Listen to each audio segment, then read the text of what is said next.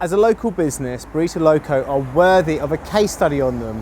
They're award nominated, they're inspirational, they're online, they're everywhere, they're popping up all over the place from swimming pools to nightclubs. Let's go and find out what secret sauce they put on their burritos.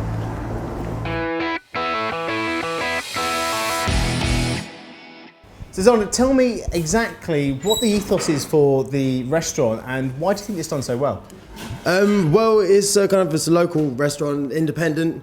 It's owned by one guy from around here. A lot of people like independent shops, they like locally sourced food. So that's what we've gone for. We try and use loads of locally sourced companies, loads of locally sourced foods.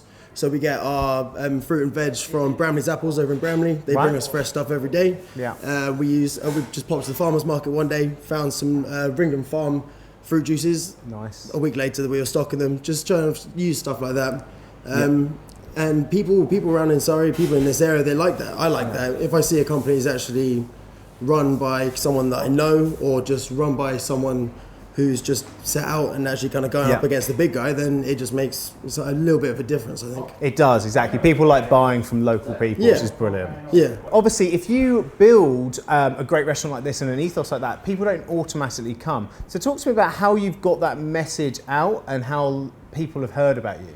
Well, it's ranged from just people walking by. Obviously, you're always going to get the passing trade. Yeah. But one of the big things that Miguel, the owner, and I've really concentrated on is just social media. Yeah. Because Facebook, Instagram, Twitter is just a great way to actually get through to people who are just sitting at home or just scrolling on their phone on the way to work.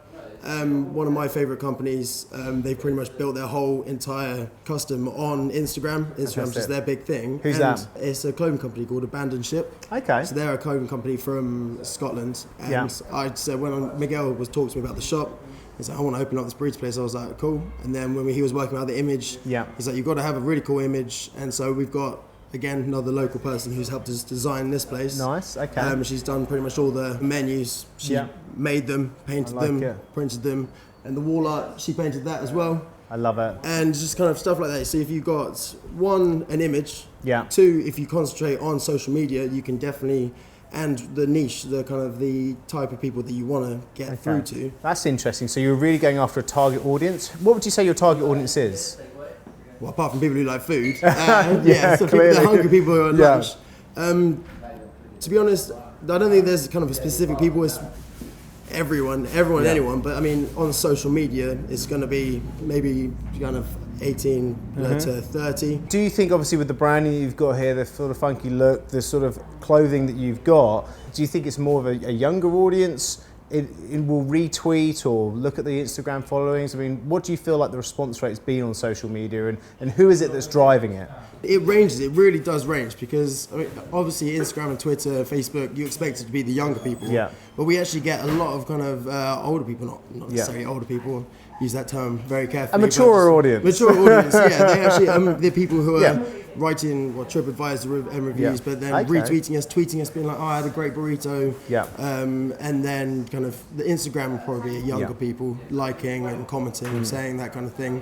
One of the big things we do is make sure that we reply to people. If someone hashtags Burrito Loco Guildford, we make sure that we check it out, see what they've said. If they've said nice stuff, then we kind of, oh, cheers, thank you very much. Great. If they've got other comments, then we're obviously kind of, oh, what can we do to make that better? But just if by talking directly to consumers, the people who are going to come in, it really makes a difference because you're like, oh, actually, well, there's just a guy who's there, the other side of the phone, I can just come in. So do you think that personal touch and the fact that you're using a lot of local people has helped you be nominated for the award that you've just been nominated for? What was it, by the way? So that was in the Biz Awards, which is done through Eagle Radio. And we were up for the best newcomer, best new business. We were runner-up, which is really good, kind of like one of the runners-up. It took us all by surprise, to be honest. We were kind of like, wow, thank you very much. But it's really taken off, to be honest.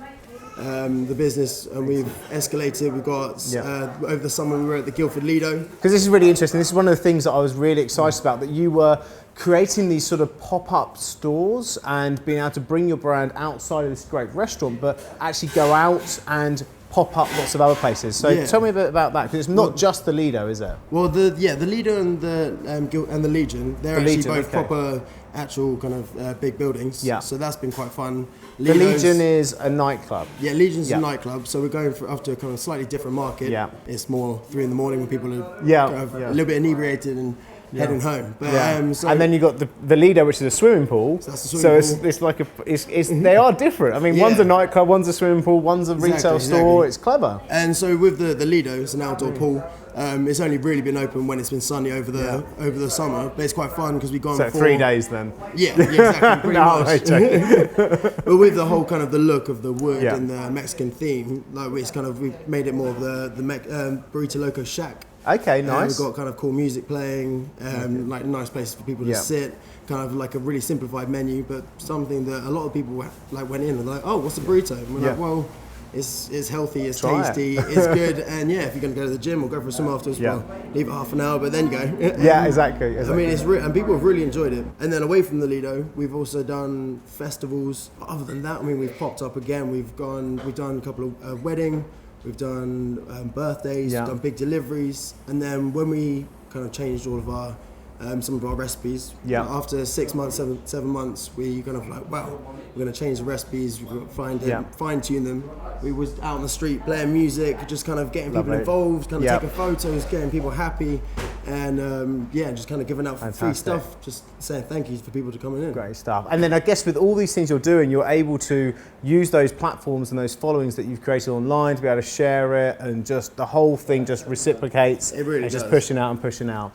That's great. I mean, so if you were going to give one person one tip on how to create something really great using online, what would it be? Well, one, kind of look at the market that you're going to go for, but also, I mean, you can just tweet and Facebook and write the posts whenever you want. But you really need to work out when to post them, because you can post it at, 4 in the afternoon and you'll get kind of no one. But then, maybe if you think just before lunchtime when people are going to go for lunch, be like, oh, we've got a deal on today, or we've got a new salsa, which is what we've done today. We've got a new salsa, and people have come in, been like, yeah, I saw it on Facebook, saw it on Instagram. You've got a new salsa, let's try it. And we're like, cool, it's right here. Fantastic. I love that. I love it. That kind of thing. It really makes a difference. Fantastic. Okay, guys, so some really good tips from the front line there. Zana, thank you so much for your time. I really appreciate it. No worries. From Guildford, come check this place out. It's another real life example from the front line. Richard Woods signing off.